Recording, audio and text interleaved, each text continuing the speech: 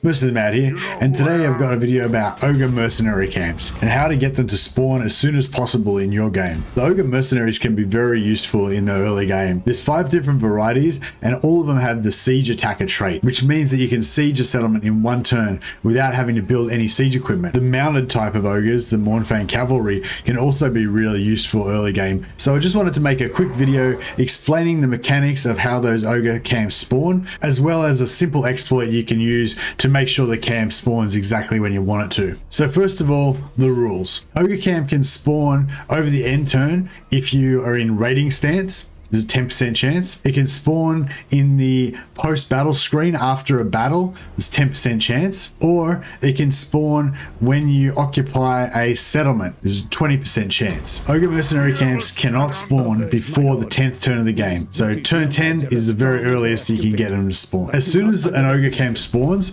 regardless of whether you walk onto it and activate it or not, a 20-turn timer starts. No more Ogre Camps can spawn for you until that 20-turn timer elapses. So the very earliest that you could get 2 camps would be if you get the first one on turn 10 and then the second one on turn 30, 20 turns later. So the first thing you want to do if you're going to get those early ogre camps is to get prepared on turn 9 to be ready to occupy a settlement on turn 10 to give you that maximum 20% chance to get the ogre camp to spawn. Note that if you attack a settlement and initially sack the settlement, that will give you a 20% chance for the ogre camp to spawn. And then if you then also occupy it on the same turn, that will give you another 20% chance for the ogre camp to spawn. So you get 2 20% chances from sieging the one settlement if you sack it separately and then occupy it. However, even better than that, you can raise the chance to 100% if you initially sack the settlement and then, rather than occupying it, click back onto the settlement and choose do nothing. That will apparently also give you a 20% chance to get the ogre camp to spawn, even though you do nothing. The great thing about doing nothing is that if the first time you do it, it doesn't give you an ogre camp,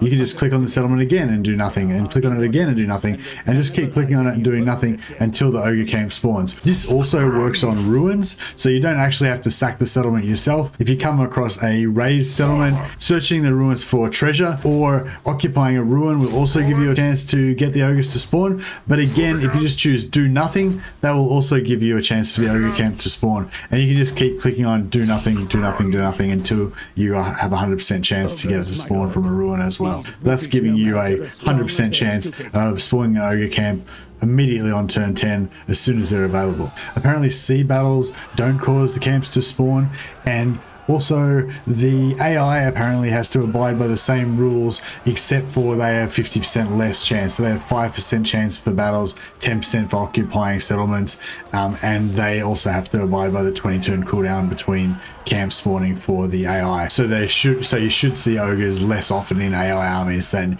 you'll have them in your own.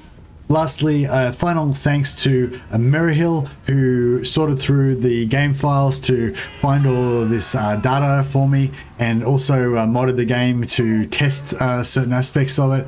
I did some testing myself. Also thanks to Edenoise for providing me with the game code to show you, and thanks to various Redditors that also posted about this bug / exploit. Anyway, hope that helps you guys get your ogres ASAP, and enjoy your crumpin'.